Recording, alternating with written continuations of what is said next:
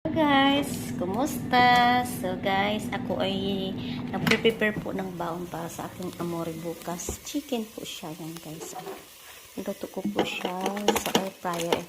This kind of chicken is native, the yellow one.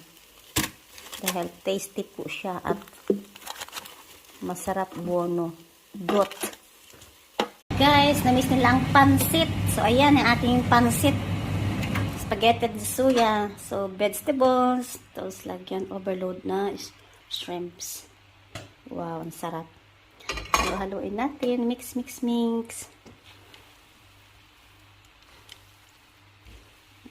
Spaghetti de soya. Gamberete, ala gamberete, ala verdura. Yan ang besides pancit, guys. Oh, fried chicken. So, ayan. Sarap, guys.